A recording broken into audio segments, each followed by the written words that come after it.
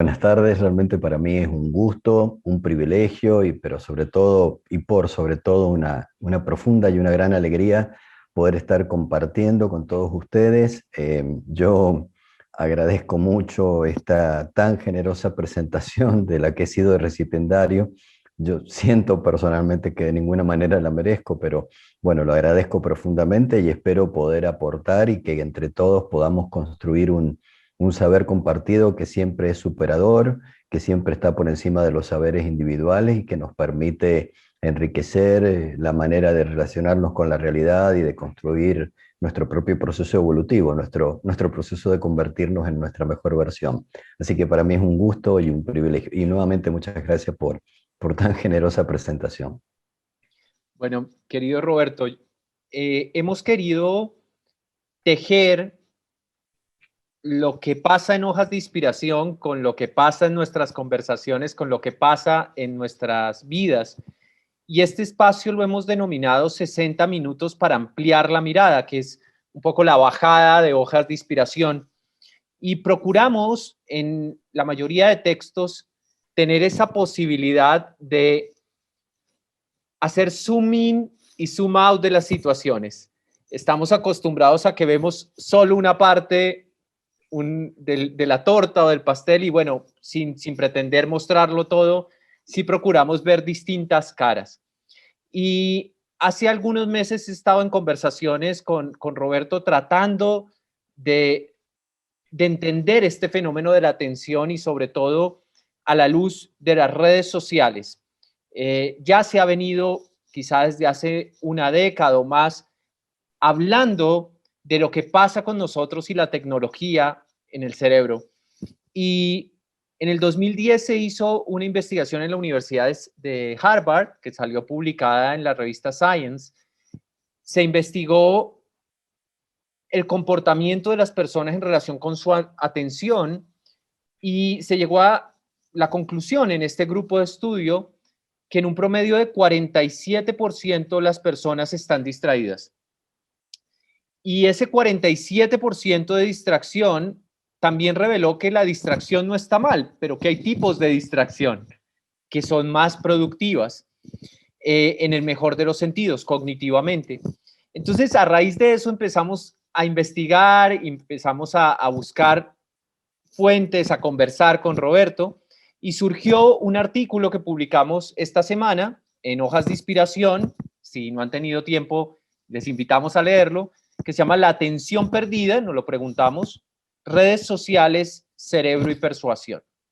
Y quiero invitarles a que en esta charla pensemos esas tres categorías. Pensemos el cerebro y la atención, pensemos las redes sociales y pensemos este fenómeno de la persuasión, pero cómo recuperar también la atención. Entonces, para comenzar, querido Roberto, quiero traer a nuestra conversación una frase de un colega tuyo, Facundo Manes, que ahora está tan renombrado, refiriéndose al proceso de comprender, al proceso de entender eso que vemos como realidad. Y me permito leerlo para invitarlo y para invitarles también a ustedes a navegar en este texto. Dice así: procesar información sensorial consume tiempo. Si tuviéramos que procesar todo de cero y fuera necesario percibir toda la información que proviene del ambiente, nuestra capacidad sería ineficiente, lenta y de alto consumo calórico. Se multiplicarían las situaciones ambiguas. Por ello, los mecanismos evolutivos priorizaron estrategias cognitivas, inferencias y predicciones. La primera pregunta, querido Roberto, está relacionada con la manera como se entendía las neurociencias y la atención anteriormente. Creo que todas y todos en la escuela nos decían que uno veía un árbol y se reflejaba el árbol en el cerebro y uno decía después árbol. Y tenía ese modelo de que uno percibía la realidad de manera transparente. Bueno, si puedes es una pregunta enorme, pero si pudieras hablarnos de cómo se está concibiendo hoy este fenómeno de la percepción de la realidad y cómo lo ves a la luz de la atención. Sí, wow.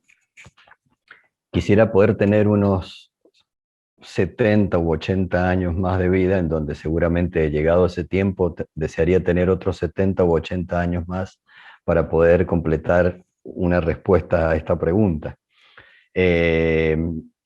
Digamos que lo que puedo plantear en este momento es un devenir, es un transcurso. ¿Hasta dónde vamos hoy sabiendo esto? Y más o menos por dónde vamos hoy sabiendo esto. Permítanme decirles que responder a esta pregunta es como subir una montaña en donde uno dice, bueno, este es el paisaje que voy viendo ahora. Seguramente cuando suba un poquito más voy a ver otro paisaje distinto. No va a ser totalmente diferente, pero va a ser enriquecido del que veía antes.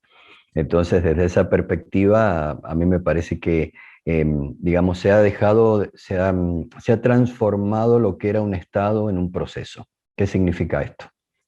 Antes teníamos un poco un formato acerca de como que el cerebro, si se me permite, iba fotocopiando la realidad, y en esa fotocopia de realidad que iba realizando, iba sacando fotos así de un continuo, y a esas fotos las iba nominando, es decir, haciendo uso del lenguaje, le iba adosando una etiqueta de modo tal que cada cosa quedaba etiquetada de una determinada manera, y como la realidad estaba ordenada de una forma, el mapa mental estaba ordenado de la forma de la realidad, y todas las etiquetas puestas debajo de cada una de las imágenes, por decirlo de alguna manera, ¿no? De modo tal que si uno veía una secuencialidad de imágenes, veía una secuencialidad de etiquetas, y ese era nuestro discurso. Y ese formato en donde hay bloques así, uno al lado del otro, y la totalidad es la suma de esos bloques secuenciales, se ha transformado ahora en un proceso. Es decir, la atención ya no es una mirada, sino es un proceso. ¿Y por qué cambia esto? Porque es como si yo les comentara que ahora lo que estamos entendiendo es que estar atentos a la realidad es un proceso, porque es como ir subiendo una escalera en espiral, como ir subiendo una escalera que va circulando y va ascendiendo a medida que va circulando, en donde uno vuelve a pasar por un lugar en donde antes ya pasó, pero ve la realidad distinta porque la está viendo desde un poquito más arriba que antes.